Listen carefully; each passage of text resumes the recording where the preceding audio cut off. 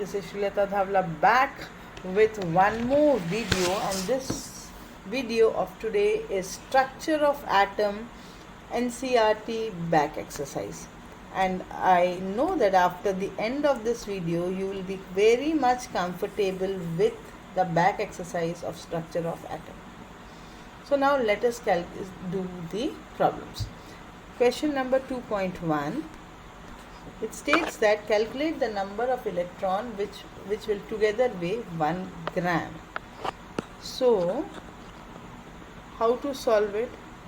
1 electron weighs 9.31 into 10 to the power of minus 31 kg, which is equal to 9.31 into 10 to the power of minus 27 gram.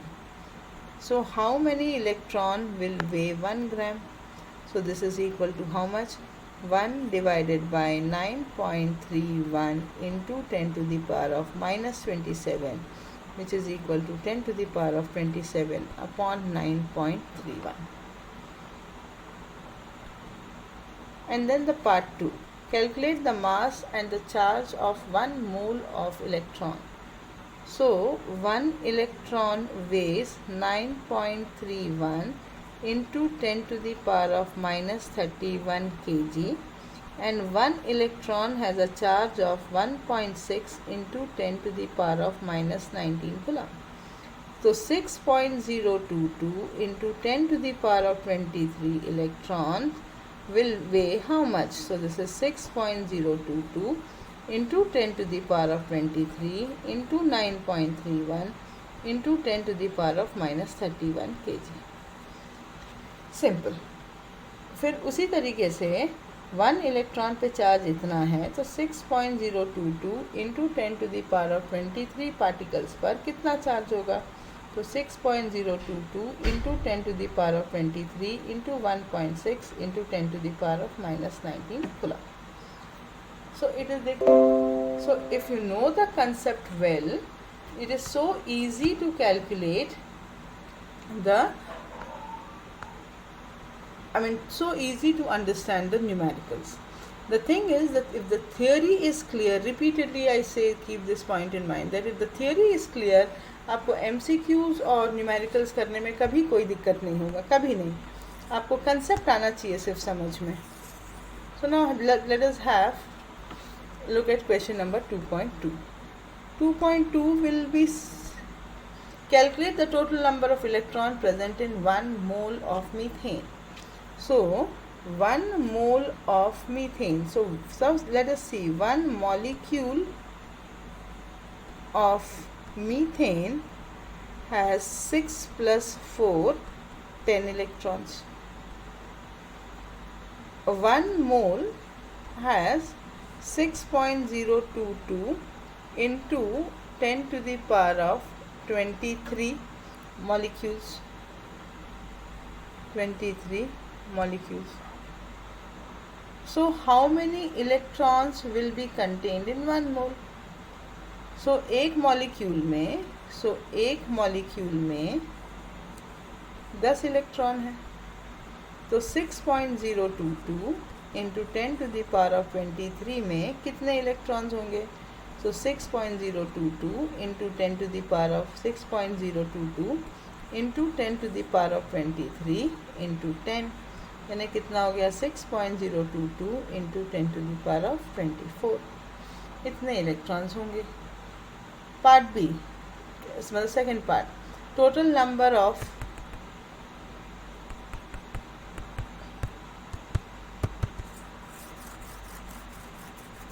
now let us have a look at the part B of it. Calculate the total number of neutrons and the total mass of neutrons in 7 milligram of carbon 14 atom. So let us find. So carbon 14. So number of neutrons is equal to 14 minus 6, which is equal to 8. एक मोल में कितने molecule हैं? 6.022 into 10⁻23 molecules. एक molecule में कितने neutrons हैं? 8 neutrons हैं। सो 6.022 into 10⁻23 molecules में कितने न्यूट्रॉन्स होंगे? 8 इंटू 6.022 इंटू 10⁻23 न्यूट्रॉन्स होंगे। अब 14,000 mg में न्यूट्रॉन्स कितने हो गए? 8 इंटू 6.022 इंटू 10⁻23। तो 7 mg में कितने होंगे? तो 7 इंटू 8 इंटू 6.022 इंटू 10⁻23 अपॉन 14,000 इतने हो जाएंगे। तो सिंपल है, नथिंग स्पेशल। अब इसका पार्ट 3 देखते हैं।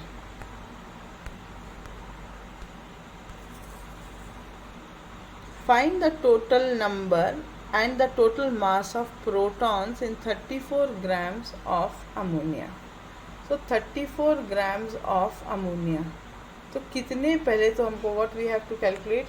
We have to calculate 1 mole of ammonia यानी कितने grams. So we know that 1 mole of ammonia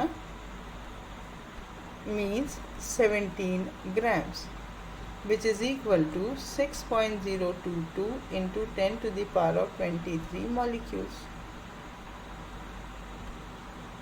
So molecules means what?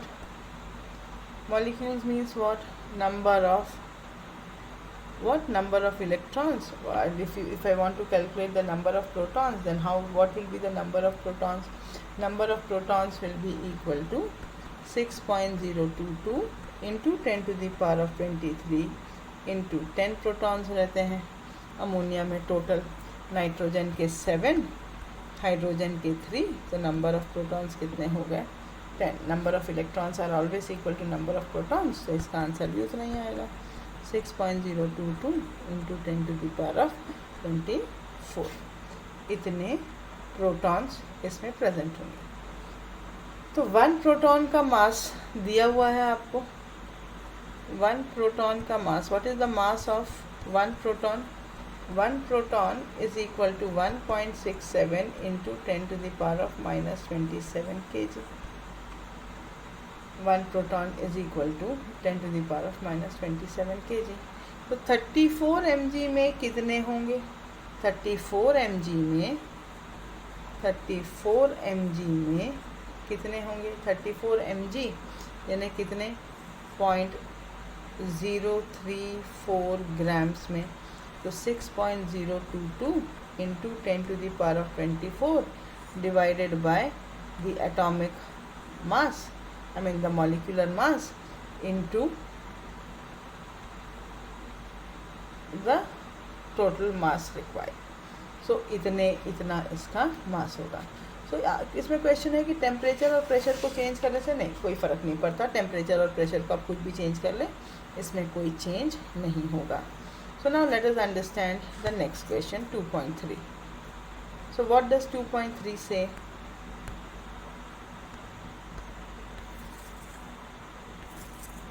Calculate the number of protons neutrons in the following nucleus. Simple जो आप 9th में करके आए हैं, कुछ nothing special in this.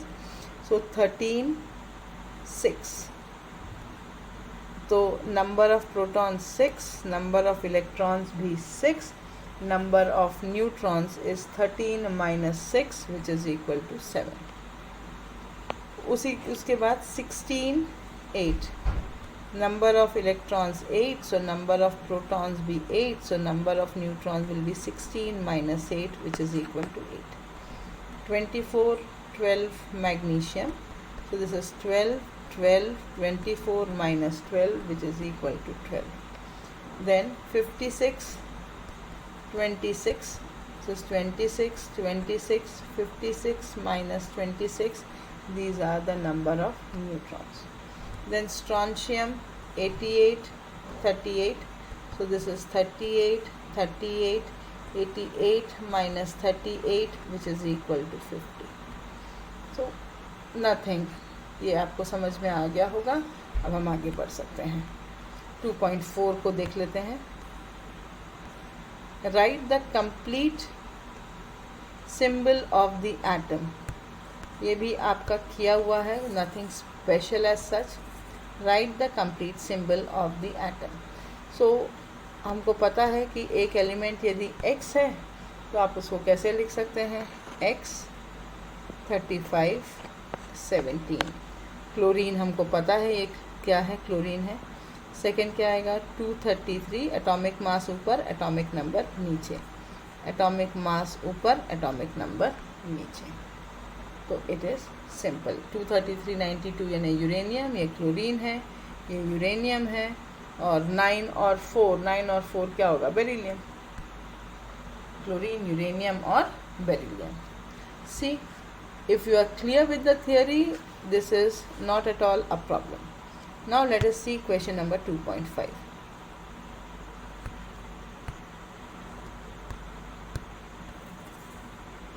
Yellow light is emitted, wavelength आपको दे दिया है.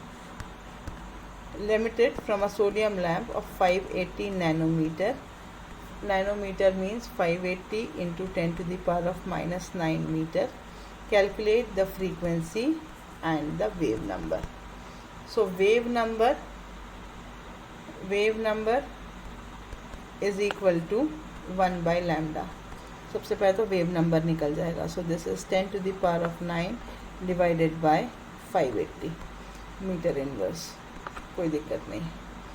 Then you have to find of a sodium lamp, you have to find the frequency. So C is equal to lambda nu. So you have to find the frequency. So nu is equal to C by lambda. What is C? 3 into 10 to the power of 8. What is lambda? 580 into 10 to the power of minus 9. So 3 upon 580 into 10 to the power of 17. जितना भी आप इसको solve कर लें इतना इसका unit क्या आएगा, second inverse. So you basic हमारे पास फॉर्मूले हैं. उन्हीं फॉर्मूलों को घुमा घुमा के आपके क्वेश्चंस बनते हैं. आपको ये पता अच्छे से होना चाहिए कि फॉर्मूला कहाँ से आया, कौन सा फॉर्मूला कहाँ लगाना है, क्या पूछ रहा है. सबसे पहले तो you have to understand the question and that is why language is so important in the, I mean from the very basic of your schooling days to your university level. If you don't have a good language, good command on the language, it is very difficult to understand what is being asked, what you have to write. Now let us see the next question, 2.6. Find the energy of each of the photon which corresponds to the frequency. Very simple. Energy निकालना है. E is equal to h nu. H is 6.6 into 10 to the power of minus 34. Into frequency दिया हुआ है 3 into 10 to the power of 15. Solve करके जो answer आएगा इतना joule. और वेवलेंथ दे दिया है तो E is equal to H C by lambda. So this is 6.6 into 10 to the power of minus 34 into 3 into 10 to the power of 8 divided by 0.5 angstrom यानी 10 to the power of minus 10. Solve करके जो भी answer आ जाए इतना joule. So you see there is, I mean nothing which you will find is out of the box question. There is no rocket science involved. The importance of NCERT textbook is this only, that you have to clearly understand, read, analyze, and then you will be able to do everything. Now the next question. Calculate the wavelength, frequency, just a sec, wavelength, frequency and wave number whose time period. It's very simple. You have been given time period दिया हुआ है 2 into 10 to the power of minus 10 seconds. तो frequency निकल जाएगा. nu is equal to 1 by t which is equal to 10 to the power of 10 divided by 2 second inverse. Frequency निकल गया तो आप वेवलेंथ निकाल सकते हो. C is equal to lambda nu. So lambda is equal to C by nu. So this is 3 into 10 to the power of 8 divided by 10 to the power of 10 into 2. So this is 6 into 10 to the power of minus 2 meter. And then you have to find the wave number. And what is wave number? Reciprocal of wavelength. So this is 1 upon 6 into 10 to the power of minus 2, 10 to the power of 2 upon 6 meter inverse. So whatever you wish to find out, it is very easy to do. Nothing as such which has been asked which is so difficult for you to do. So the next question, 2.9. Calculate the number of photons, wavelength दिया है, that will provide the energy of 1 joule. ये थोड़ा सा आपको शायद formula नहीं पता होगा, how to calculate the number of photons. ये शायद हो सकता है आपको नहीं पता. सिंपल है, अगर एक फोटॉन से एनर्जी निकलती है h न्यू, तो n फोटॉन से कितनी एनर्जी निकलेगी? E is equal to n h new.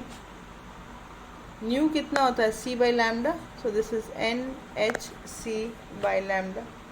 अब आपको सब दे दिया है, सो आपको n निकालना है. एनर्जी दिया हुआ है 1 जूल, n नहीं पता, h का वैल्यू पता है हमको 6.31 into 10 to the power of minus 34.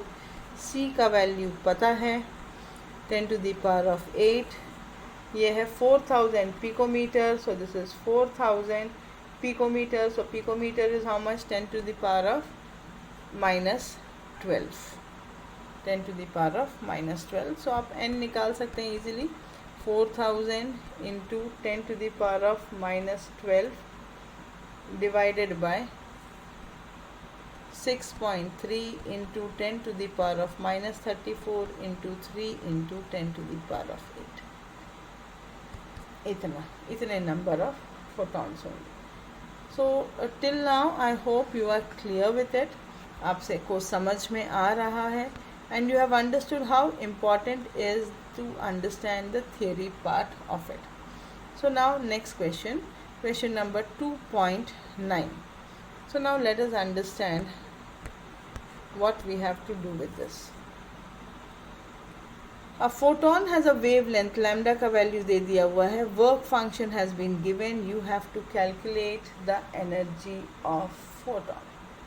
So simple, अभी तक जो हम करते आ रहे हैं वैसे, energy of photon E is equal to H C upon lambda. H का वैल्यू आपको पता है 6.6 into 10 to the power of minus 34. C का वैल्यू पता है 3 into 10 to the power of 8. Lambda का वैल्यू दिया हुआ है इतना -7. तो इसको सॉल्व करेंगे तो जो भी आंसर आ जाए इतना joule. If you want to convert it into photon energy बोल रहा है इतना EV. So whatever is the answer in joule, multiply it with 10 to the power of 1.6 into 10 to the power of minus 16. So I'll directly do it. So this is into 1.6 into 10 to the power of minus 19, and this many, whatever you solve, these many EV is the answer. Part 2, the kinetic energy. So kinetic energy is half mv square, which is equal to h nu minus h nu naught. h nu का value हम ऊपर में इसको solve करेंगे. सो ये आता है तकरीबन 3.10 EV. तो this is 3.10 minus work function आपको दिया हुआ है 2.13. सो इसको माइनस करेंगे तो कितना आएगा? 0.97 EV. So this is the kinetic energy. Part 3, velocity of the electron. So same है velocity of the photoelectron. So velocity of the photoelectron. So electron का मास आपको पता है 9.1 into 10 to the power of minus 31 into v square. v square का value कितना हो जाएगा? 0.97 into 2 upon 9.1 into 10 to the power of minus 31. इसको मैं मल्टीप्लाई कर लेती हूँ किससे? मतलब 1.6 into 10⁻⁻19 to convert it into joule, और आप डी के लिए इसको सॉल्व कर सकते हैं. सो सी नथिंग स्पेशल. मैं बार बार आपको बोल रही हूँ, अगर आपको वर्क फंक्शन का वैल्यू पता है, काइनेटिक एनर्जी का वैल्यू पता है, तो आपको कोई दिक्कत नहीं होगी. Now let us see the next question. Question number 10. Electromagnetic radiation of 232 nanometer is just enough to ionize the sodium atom. Calculate the ionization energy. So see what you are being asked. ये आपको थोड़ा सा कुछ different लग सकता है, जबकि कुछ है नहीं. So what you have to calculate the ionization energy. Ionization energy क्या होता है? The amount of energy required to remove the electron from the outermost orbit. कब? जब आप उसके ऊपर एनर्जी डालते हैं. कब? जब आप उसके ऊपर डाल रहे हैं लाइट. तो E is equal to NhC upon lambda. So it is wavelength has been given and what is the value of N over here. So ionize the sodium atom. तो एक सोडियम एटम में number of photon कितने, particles कितने होंगे? 6.022 into 10⁻23. बाकी तो वही है 6.6 into 10⁻−34, 3 into 10⁻8 divided by 242 into 10⁻−9 metre. NhC by lambda. Finish. Whatever may be the answer once you solve it.